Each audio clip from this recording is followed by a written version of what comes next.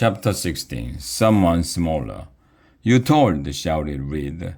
What? Evan didn't usually stumble, but this time his legs got caught on the picnic table bench as he tried to stand up. Stevie had already gone into semi-crouch position. Now that his knife was safely hidden in his pocket, he huddled his back against the oncoming enemy, his head bent low over the top of the table.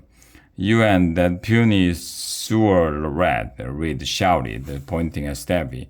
You told the principal about what happened. You said it was my fault, you lousy. You're nothing but a... And he let loose with a string of swear words that was so jumbled up they didn't even make sense. I didn't, said Evan, still struggling to untangle his legs from the splintery bench. I didn't tell anyone, and neither did Stevie. Liar! I'm going to make both of you sorry to you were ever born. You hear that, Albert? I'm talking to you. Evan was directly between Reed and Stevie, who was now covering his head with both hands, ready for the attack. Reed was coming at Evan so fast that Evan thought he would knock him right off his feet. He looked like a high-speed train that couldn't be stopped. But now Evan had gotten his legs under him. He was standing up straight, both feet planted on the ground.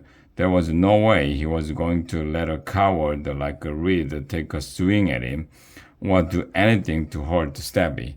Evan charged at him, head up and arms at his sides so that when they collided, he bumped Reed with his chest hard enough that Reed was thrown back. Evan balled up his fists. Was this going to be his first fist fight? He didn't know how to do this, but his body seemed to take over, the way it did on the basketball court. His name is Stevie, shouted Evan. He charged at Reed again. Reed took 3 steps back, then 2 more. What are you, nuts? Shouted Reed. The look on Reed's face told Evan that no one had ever stood up to him before.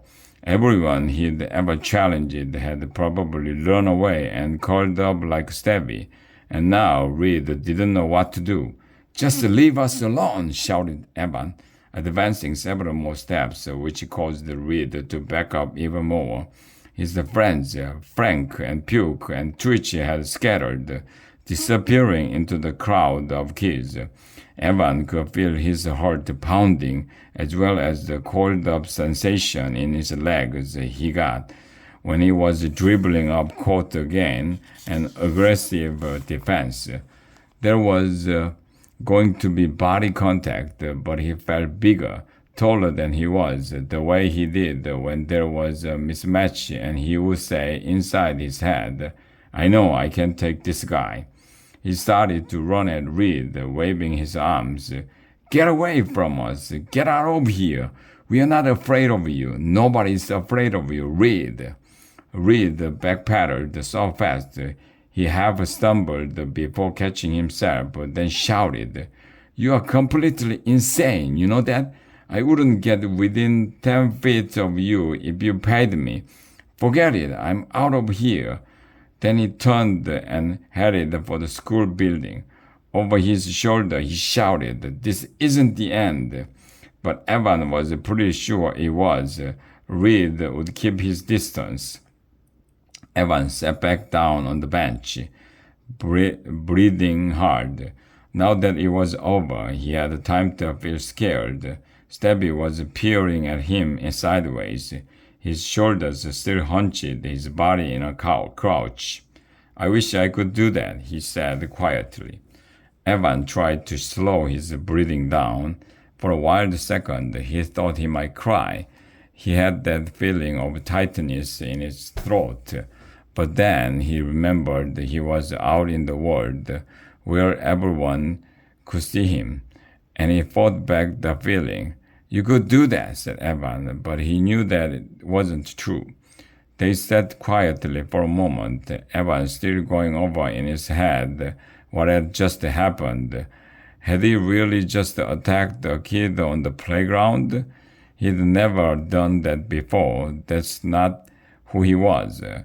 How was it that Reed was still making Evan feel like he wasn't himself? When his breathing slowed to normal, Evan asked, Stevie, how do you think the principal found out? Stevie shrugged.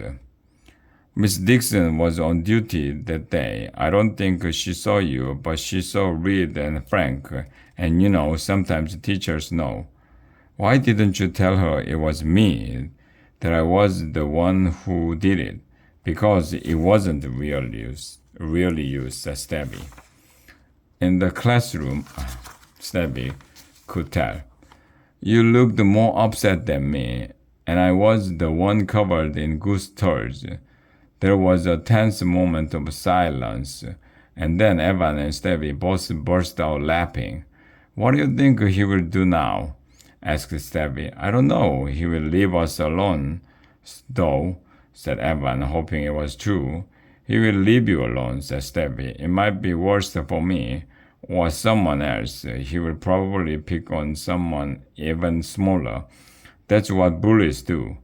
And Evan knew that was true. Bullies always figured out how to punch down. He'd find someone somewhere who was smaller.